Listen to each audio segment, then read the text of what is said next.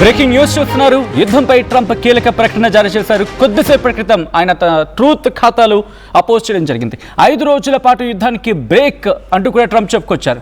2 రోజులుగా ఇరాన్తో చర్చలు జరుగుతున్నాయంటూ చెప్పుకొచ్చారు. ఈ చర్చలు ఇంకొక వారం పాటు కంటిన్యూ కాబోతున్నాయి. సో ఈ నేపథ్యంలో 5 రోజుల పాటు యుద్ధానికి బ్రేక్ ఇస్తున్నట్టు ట్రంప్ చెప్పుకొచ్చిన ఆ ట్వీట్ని, ఇన్ఫాక్ట్ ఆ ట్రూత్ పోస్ట్ మీరు చూడడం జరుగుతుంది ఆర్టీవీ స్క్రీన్ మీద.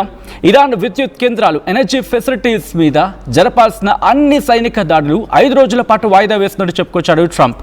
ప్రస్తుతం జరుగుతున్న చర్చల విజయంపై, అంటే ప్రస్తుతం జరుగుతున్న డిస్కషన్స్ ఆ ప్రొడక్టివిటీపై బేస్ అయి ఉంటుంది ఇక నెక్స్ట్ జరిగే పరిస్థితులు లేకపోతే నెక్స్ట్ జరిగే పరిణామాలన్నీ కూడా అంటూ కూడా ట్రంప్ చెప్పుకొచ్చిన సందర్భం.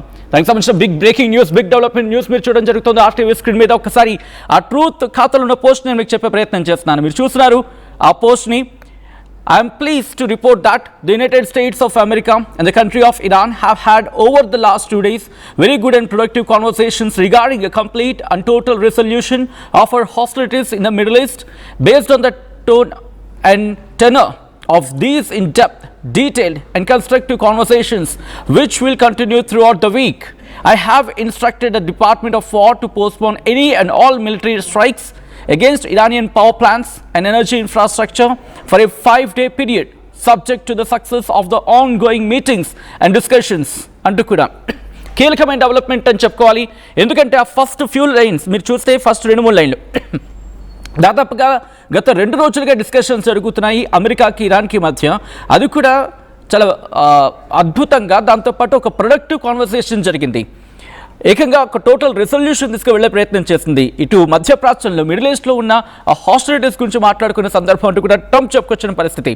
అయితే ఆ డిస్కషన్ సంబంధించి మాట్లాడిన తీరు కావచ్చు, లేకపోతే దానికి సంబంధించి లోతైన అవగాహన కావచ్చు, ఒక కన్స్ట్రక్టివ్ కాన్వర్సేషన్ జరిగింది ఇరాన్కి అలాగే అమెరికాకు మధ్య అంటూ ట్రంప్ చెప్పుకొచ్చాడు.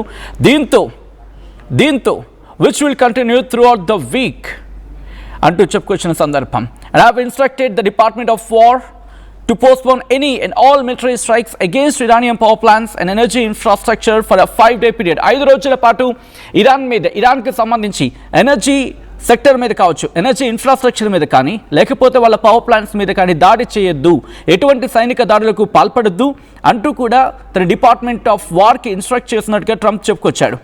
5 రోజుల పాటు వీటిని ఆపేయండి అంటూ కూడా డైరెక్షన్స్ ఇచ్చాడు, ఆదేశించాడు తన డిపార్ట్మెంట్ ఆఫ్ వార్కి అంటే అర్థం చేసుకోవచ్చు. దాంతోపాటు ఇంకా ఏమంటున్నాడు, subject to the success of the on going meetings and discussions అంటూ కూడా. అంటే ఇంకా డిస్కషన్స్ జరుగుతాయి, మరి ముఖ్యంగా వారం పాటు కంటిన్యూ కాబోతుందని చెప్పుకొచ్చిన సందర్భం. దీనికి సంబంధించి డీటెయిల్గా మాట్లాడుకునే ప్రయత్నం చేద్దాం. నా కొలీగ్ మనోజ్ జాయిన్ అవుతున్నారు అప్డేట్స్ అందించేందుకు. మనోజ్, ఎట్లా చూడాలి? ఎందుకంటే నిన్న మొన్న కూడా తాడోపేడ తేల్చేస్తారు 48 గంటల వార్నింగ్ ఇచ్చిన ట్రంప్ సడన్గా యూటర్న్ తీసుకుని వెనకాల కారణం ఏమైండొచ్చు? ఎందుకంటే 2 రోజులు అన్నాడు, బట్ ఆ 2 రోజుల నుంచి డిస్కషన్స్ జరుగుతుంది అంటూ కూడా చెప్పుకొచ్చాడు. ఇక్కడ ట్రంప్ భయపడ్డాడు అనుకోవాలా, లేకపోతే డిస్కషన్స్ ఒకవేళ ఇంకా ఫలించలేదు కాబట్టి వార్నింగ్ లెక్క ఇచ్చాడు అనుకోవాలా? ఎలా చూడాలి? ముందుగా ఆ ట్వీట్ని ఎక్స్ప్లెయిన్ చేసే ప్రయత్నం చేద్దాం, ఆ తర్వాత ఎలా చూడొచ్చు అనేది ఒకసారి చెప్పే ప్రయత్నం చేద్దాం. To report that the United States of America and the country of Iran have had over the last 2 days very good and productive conversations regarding a complete and total resolution of our hostilities in the Middle East. అంటే ఏం చెప్తున్నాడు? So Iran తో ఇక్కడ చర్చలు జరిగాయా? that the United States of America and Iran country of Iran have had over the last 2 weeks. So 2 రోజులుగా జరుగుతున్నటువంటి ఈ చర్చ అంటే మరి ఎవరితో చర్చించాడో తెలియదు, బట్ ఇక్కడ ఇరాన్ ప్రస్తావన వచ్చింది. So as we expected NATO దేశాలన్నీ కూడా ఏకమైపోయి డొనాల్డ్ ట్రంప్ ని హెచ్చరించాయి. సో డొనాల్డ్ ట్రంప్ ఏం చేశానంటే నాటో కంట్రీస్ అన్నింటినీ హెచ్చరించినట్టుగా పోర్ట్రే చేశాడు. సో మీరు ఎవరు రాకపోయినా పర్వాలేదు, నేను స్ట్రైట్ ఆఫ్ హార్మూజ్ ని ఒంటరిగానే ఛేదించగలుగుతాను, ఒంటరిగానే నేను స్ట్రైట్ ఆఫ్ హార్మూజ్ పైన పై చేయి సాధించి నేను ఆయిల్ ట్యాంకర్స్ ని, వెజల్స్ అంటే కూడా ఒక ఫ్రీ పాసేజ్ ని క్రియేట్ చేయగలుగుతానని చెప్పుకొచ్చారు. కానీ ఇక్కడ జరిగింది ఒరిజినల్ ఏంటంటే డొనాల్డ్ ట్రంప్ జపాన్ ప్రధాని ఇద్దరు కలిసి భేటీ అవడం చూసాం. ఆ రోజు జపాన్ ఏం చేసింది, so we also support you for the release of straight of Hormuz, మేము స్ట్రైట్ ఆఫ్ హార్మూజ్ ని విడిపించడం కోసం మీతో పాటుగా వస్తామని చెప్పేటువంటి మాటని వాళ్ళు అనౌన్స్ చేశారు. కానీ నిజానికి జరిగింది, మీ ఒక్కరి వల్ల ఇంత పెద్ద మొత్తం నష్టపోతున్నాము. యూరోపియన్ యూనియన్స్ అన్ని కూడా ప్రతిదీ డీజిల్ పైన, ఆయిల్ పైన, ఈ గ్యాస్ పైన ఆధారపడాల్సిందే. ప్రపంచం మొత్తం ఎలా కదిలిందో మనం చూసాం. సో దానికి కారణం న్యూక్లియర్ వెపన్ అంటున్నారు. కానీ న్యూక్లియర్ వెపన్ ఇరాన్ దగ్గర ఉందా లేదా అనే కన్ఫర్మేషన్ ని మనం చూసినప్పుడు న్యూక్లియర్ వెపన్ వాళ్ళు ఇష్టం వచ్చినట్టుగా వాడుతారు కాబట్టి ఎలా పడితే అలా వాడితే ఇది గ్లోబల్ లెవెల్లో ఒక డిస్ట్రాక్షన్ కారణం అవుతుందని చెప్పి డొనాల్డ్ ట్రంప్ మొదటిగా 12 డే యుద్ధమైనా అంటే ఇజ్రాయెల్ అండ్ ఇరాన్ దాడి చేసుకున్న సమయంలో నతాన్స్ అనేటువంటి ప్రాంతంలో అమెరికా అధ్యక్షుడు డొనాల్డ్ ట్రంప్ డైరెక్ట్ గా వెళ్ళి లాంచ్ చేసినటువంటి మిసైల్స్ చూసినా కూడా ఆ రోజుతో న్యూక్లియర్ వెపన్ మొత్తం నాశనం అయిపోయింది. ఆ తర్వాత ఇప్పుడు ఇరాన్ దగ్గర న్యూక్లియర్ వెపన్ ఉందా అనడానికి ఒక ప్రొడక్టివ్ ఒక ప్రూఫ్ అనేది డొనాల్డ్ ట్రంప్ దగ్గర లేకుండా పోయింది. ఇరాన్ చెప్తోంది, ఇరాన్ ఎక్కడ కూడా అనౌన్స్ చేయలేదు మన న్యూక్లియర్ ఉంది అని అనౌన్స్ చేయలేదు, అలా అని చెప్పి లేదు అని ఎక్కడ చెప్పలేదు. కానీ డొనాల్డ్ ట్రంప్ మాత్రం పదే న్యూక్లియర్ అంటూ దాడి చేస్తున్నాడు. కానీ ఆయన స్టేట్మెంట్ లో ఈ మధ్య కాలంలో యుద్ధం మరింతగా తీవ్రమవుతున్న రోజుల నుంచి కూడా న్యూక్లియర్ అనే దానికంటే కూడా అక్కడ నా పరిపాలన ఉండాలి, నాది అప్పర్ హ్యాండ్ అవ్వాలి అనే రకంగా ఒక అహంకారపూరితమైనటువంటి మాటలే కనబడ్డాయి. I'm sorry this Donald Trump అంటే అమెరికా అధ్యక్షుని ఉద్దేశించి అహంకారం మాట్లాడడం తప్పేమో, బట్ డెఫినెట్ గా అది యూజ్ చేయాల్సిందే ఇక్కడ.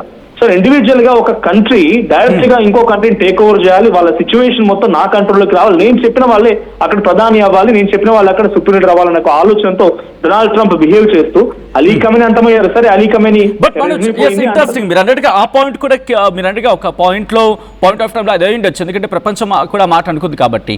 బట్ గత 2 రోజులుగా జరిగిన పరిణామం గురించి ఒకసారి మాట్లాడుకునే ప్రయత్నం చేద్దాం. ఒక 48 అవర్స్ గురించి అంటూ చెప్పుకొచ్చిన తర్వాత ఇక్కడ వార్నింగ్ ఇచ్చాడు. ఏమని? వాళ్ళ ఎనర్జీ ఇన్ఫ్రాస్ట్రక్చర్ని, దాంతోపాటు వాళ్ళకి సంబంధించి ఎలక్ట్రిసిటీ మీద కూడా వీటి మీద దాడి చేస్తామని చెప్పుకొచ్చిన తర్వాత ఇరాన్ కూడా బ్యాక్ వార్నింగ్ ఇచ్చింది. ఒకళ్ళు మీరు మమ్మల్ని కనుక టార్గెట్ చేస్తే గల్ఫ్ దేశాల్లో ఉన్న ఎనర్జీ ఫెసిలిటీస్ని, దాంతోపాటు వాళ్ళకున్న ఎలక్ట్రికల్ గ్రిడ్స్ని మీద దాడి చేస్తామంటూ చెప్పుకొచ్చింది. సో ఇక్కడ గల్ఫ్ దేశాల నుంచి ప్రెషర్ అయింది అనుకోవాలి 2 రోజుల పాటు డిస్కషన్స్. ఎందుకంటే ఇరాన్ ఎప్పుడు చెప్పుకొచ్చింది మేము ఎక్కడ కూడా ససేమిరాం అంటే ఎంతవరకు వచ్చింది కాబట్టి మేము ఎక్కడా కూడా కాల్పుల విరమణకు కావచ్చు, యుద్ధ విరమణకు కావచ్చు వెళ్ళాం, మేము కొట్టిపారేస్తాన లెక్కలోకి వచ్చిన సందర్భం. సో ఇంకా ఇరాన్ వెర్షన్ రావాలి. బట్ ఇక్కడ గల్ఫ్ దేశాల నుంచి వచ్చిన ప్రెషర్తో ట్రంప్ దిగొచ్చాడు అనుకోవచ్చా మనోజ్? ఇక్కడ మనం చాలా పెద్ద మొత్తంలో Saudi is the biggest nation among Gulf countries. అక్కడ నుంచి మెజారిటీ ఆఫ్ ది కంట్రీస్ కి ఆయిల్ కానీ గ్యాస్ ఫీల్డ్స్ కానీ రకరకాల సప్లై అవుతూ ఉంటాయి. ఇట్స్ బిగ్గెస్ట్ ఎక్స్పోర్టింగ్ కంట్రీ, ఎక్కువగా ఎక్స్పోర్ట్ చేసే కంట్రీ. ఒక రోజుకి నేను ఇప్పుడు చూస్తున్నాను $200 million ఒక రోజుకి సౌదీకి వచ్చిన నష్టం, $150 million ఇరాక్ కి. ఇరాన్ కూడా యాసిడ్ లాస్ అయిపోయింది బికాస్ డైరెక్ట్ గా వార్ ఇన్వాల్వ్ అయింది కాబట్టి అఫ్ కోర్స్ ఇరాన్ కా వైపు లాస్ ఉంటుంది. కానీ కువైట్ కి $70 billion, బనామా చిన్న దేశం బనామా, బహ్రెయిన్ లాంటి ప్రాంతాలకి $120 million పర్ డే. అంటే ఈ స్థాయిలో నష్టపోతున్నాయి ఆ దేశాలు. సో అప్పుడు డెఫినెట్ గా ఆ ప్రెజర్ అనేది ఉంటుంది. అంతేందుకు కువైట్ లో ఉన్నటువంటి అతిపెద్ద ఒక ఎయిర్ బేస్ పైన, అమెరికా ఎయిర్ బేస్ పైన దాడి చేసింది కావచ్చు, కానీ దాని పక్కన ఇంటర్నేషనల్ ఎయిర్పోర్ట్ ఉంది, అది కూడా పూర్తిగా నాశనం అయిపోయింది. ఖతార్ దోహా ప్రాంతంలో ఉన్నటువంటి రస్ లఫాన్ అనేటువంటి ఒక ఎల్ఎన్జీ గ్యాస్ ఫీల్డ్, ఆ ఎల్ఎన్జీ ఆల్మోస్ట్ గ్లోబల్ వైడ్ గా 20% ఆఫ్ ఎల్ఎన్జీ ఇక్కడ నుంచి సప్లై అవుతుంది. అంటే అది పూర్తిగా నాశనం అయిపోయింది. ఆల్మోస్ట్ ఆల్ దాన్ని రీకన్స్ట్రక్ట్ చేయడానికి 5 years ఆఫ్ టైం పడుతుంది. మీరు వెళ్ళి దాడి చేస్తున్నారు మనోజ్, ఎందుకంటే ఇక్కడ ఇదే ట్రంప్ ఏమన్నాడంటే ఈ ఎనర్జీ ఇన్ఫ్రాస్ట్రక్చర్ గురించి వచ్చినప్పుడు ఎనర్జీ ఎంత పడిపోయినా నాకు సంబంధం లేదు, ఎందుకంటే ఎవిల్ ఒక దెయ్యాన్ని, ఒక భూతాన్ని పూర్తిగా సర్వనాశనం చేయాలి, అదే నా లక్ష్యం, ఎనర్జీ రేట్లు ఎంతవరకు వెళ్ళిపోయినా పర్వాలేదని చెప్పి అర్థం వచ్చేలా I think the second week అనుకుంటా ఆయన ఇచ్చిన స్టేట్మెంట్ అది. సో ఇప్పుడు ఎనర్జీ గురించి భయపడిచ్చాడు అనుకోవచ్చా, లేకపోతే మరీ ముఖ్యంగా తన పని అయిపోయింది అంటే ఎక్కడ ఒక రూట్ దొరకలేదు, ఇంతవరకు క్లారిటీ దొరకలేదు కాబట్టి ఇప్పుడు ఒక క్లారిటీ వచ్చే ప్రయత్నం జరిగింది, కాస్త ఎక్కువ అయ్యే అవకాశం ఉంది, తన నెత్తి మీద ఇంకా ఎక్కువ అవుతుందని చెప్పి ఒక భయపడిన వాతావరణంలో వెనక్కి తగ్గాడు అనుకోవాలి ఇక్కడ? ఇప్పుడు 2 points వచ్చింది ఇక్కడ అర్థం చేసుకోవాల్సింది. ఒకటి, ఫస్ట్ థింగ్ ఏంటంటే డైరెక్ట్ గా డొనాల్డ్ ట్రంప్ ఎనర్జీ సెక్టార్స్ పైన దాడి చేయను, 5 days post phone, 5 day of period అని చెప్పి ఆయన మెన్షన్ చేసినప్పుడు ఇక్కడ ఎనర్జీ సెక్టార్స్ పైన దాడి చేయకపోవడం గల ప్రధాన కారణం ఒకటి ఏంటంటే నేతన్యాహు ఆల్రెడీ ఆయన కూడా పోస్ట్ చేసినట్టుగా ఇరానియన్ వార్తా కథలో వచ్చేట్టు మనం ఒక వార్త కూడా చెప్తాం. సో నేతన్యాహు డైరెక్ట్ గా without any information to Donald Trump direct గా వెళ్ళిపోయిన సౌత్ పార్స్ అనేటువంటి ఆ గ్యాస్ ఫీల్డ్ పైన దాడి చేశాడు సౌతర్న్ పార్ట్ ఆఫ్ ఇరాన్ లో. సో ఆ సౌత్ పార్స్ ఆల్మోస్ట్ గా 70% కొలాప్స్ అయిపోయింది. సో ఇరాన్ దానిపైన చాలా పెద్ద మొత్తంలో బేస్ అయి ఉంటుంది ఆ గ్యాస్ ఫీల్డ్స్ పైన. దానికి రిటిలియేషన్ లో భాగంగా ఇరాన్ వైపు నుంచి రస్లఫ్ అనేటువంటి ప్రాంతంపై దాడి చేస్తే ఆల్మోస్ట్ 90% కొలాప్స్. అంటే బిగ్గెస్ట్ డిజాస్టర్ చవి చూసింది ఖతారే. సో ఖతార్ వైపు నుంచి ఎక్కువ అటాక్స్ ఉన్నాయి. సో అప్పుడు Donald Trump reaction towards Netanyahu ఏంటంటే నెతన్యాహు వితౌట్ ఇన్ఫర్మేషన్ అటాక్ చేయడం మూలంగా నువ్వు చేసింది చిన్నదైతే అటువైపు నుంచి పెద్ద రిటిలియేషన్ వచ్చింది. సో ఎనర్జీ సెక్టార్స్ వదిలిపెట్టు ఇప్పుడున్న పలంగా అంటే నెతన్యాహు దానికి అంగే యాక్సెప్ట్ చేసినట్టుగా ఓ వార్త చర్చనీయాంశంగా అయింది. ఇప్పుడు కూడా డైరెక్ట్ గా యుద్ధం నుంచి పూర్తిగా విరమణ చేస్తాను ఎక్కడ చెప్పలేదు, ఆయన క్లియర్ గా మెన్షన్ చేశాడు. I have instructed the department of war to postpone any and all military strikes against Iranian power plants and energy infrastructure for a 5-day period subject to the success of the ongoing meetings. కేవలం